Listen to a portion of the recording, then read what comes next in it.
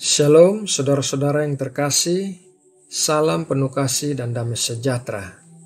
Selamat datang di Bijaksana Channel dan selamat bergabung bagi yang baru pertama kali menonton video renungan di channel ini. Kiranya Allah Bapa memberkati kita semua dengan segala kebaikan yang melimpah dalam hidup kita. Saudaraku, mari kita berdoa untuk membuka renungan ini. Allah Bapa kami, Allah yang hidup dan kekal, kami datang ke hadapan-Mu mengucap syukur buat hari ini yang Engkau berikan untuk kami jalani dengan baik bersama-sama Engkau. Terima kasih perlindungan dan penyertaan-Mu yang luar biasa serta berkat-berkat yang Engkau curahkan bagi kami. Saat ini kami mau meluangkan waktu bersaat teduh, bersekutu dengan-Mu, menikmati firman-Mu. Berikanlah pengertian bagi kami dan urapilah kami dengan hikmat-Mu. Terima kasih Bapa, dalam nama Tuhan Yesus Kristus kami berdoa dan mengucap syukur. Amin. Saudaraku, bahan renungan kali ini diambil dari Keluaran 13 ayat 21. Mari kita baca bersama-sama Keluaran 13 ayat 21. Tuhan berjalan di depan mereka pada siang hari dalam tiang awan untuk menuntun mereka di jalan dan pada waktu malam dalam tiang api untuk menerangi mereka sehingga mereka dapat berjalan siang dan malam.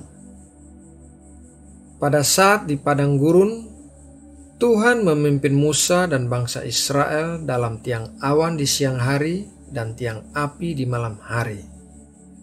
Apabila tiang awan dan tiang api berhenti, bangsa Israel juga berhenti dan berkemah. Apabila tiang awan dan tiang api bergerak, bangsa Israel segera membongkar kemah mereka dan ikut bergerak mengikuti arah tiang awan dan tiang api. Dari hal ini kita bisa belajar bahwa Tuhan ingin kita mentaati pimpinannya, meskipun pimpinannya membawa kita melewati jalan-jalan yang tidak biasa, jalan-jalan yang memutar dan tidak terduga, namun demikian Tuhan membawa kita di jalan yang terbaik bagi kita. Dikatakan dalam Keluaran 13 ayat 17-18, setelah Firaun membiarkan bangsa itu pergi, Allah tidak menuntun mereka melalui jalan ke negeri orang Filistin, walaupun jalan ini yang paling dekat.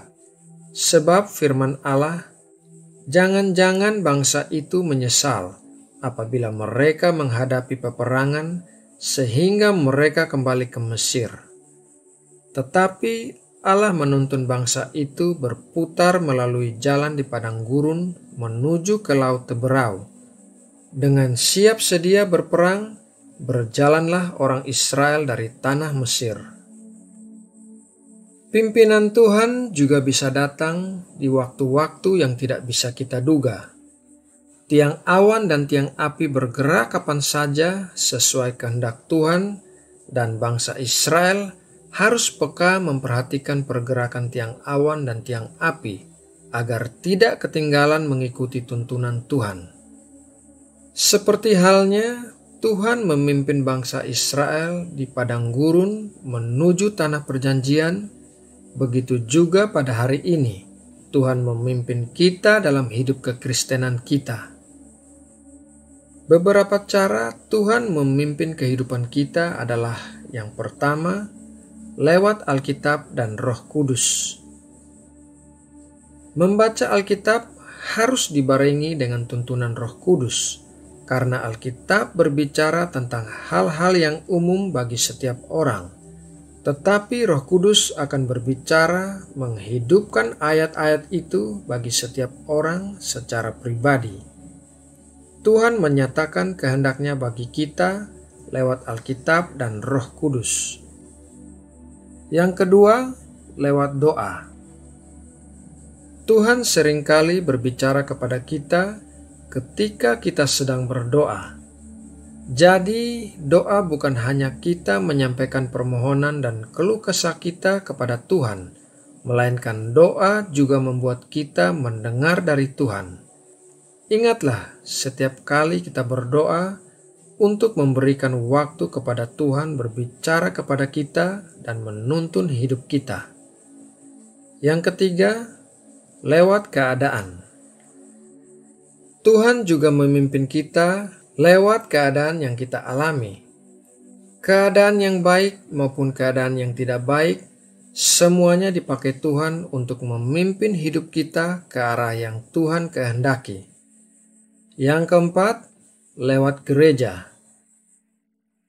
Gereja atau kumpulan orang-orang percaya dapat dipakai Tuhan untuk memimpin hidup kita ke arah yang dikehendakinya. Tuhan akan mendatangkan orang-orang percaya ke dalam hidup kita untuk memandu kita kepada jalan-jalan Tuhan.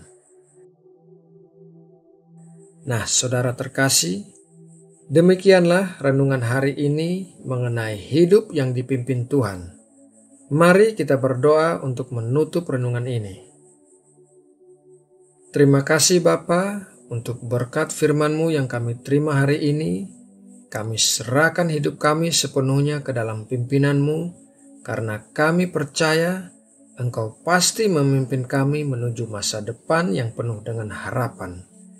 Meskipun kami melewati jalan yang berliku dan memutar, namun kami tahu ini jalan yang terbaik yang Engkau rancangkan bagi kami. Sekarang setelah kami mendapat berkat firman-Mu, kami akan melanjutkan aktivitas-aktivitas kami. Kami mohon penyertaan-Mu untuk segala sesuatu yang akan kami lakukan pada hari ini. Jadikanlah kami berhasil dan beruntung kemanapun kami melangkah. Terima kasih ya Bapa. Kami juga mau berdoa untuk bangsa dan negara kami Indonesia. Kiranya Engkau senantiasa melindungi Indonesia dari paham-paham radikal yang bermaksud untuk memecah belah kesatuan dan persatuan di Indonesia. Kiranya Engkau memberikan kebijaksanaan bagi para pemimpin negara kami untuk menangani masalah-masalah yang terjadi di negeri ini, sehingga tercipta keamanan di seluruh Indonesia. Terima kasih Bapa. Dalam nama Tuhan Yesus Kristus kami berdoa dan mengucap syukur. Amin.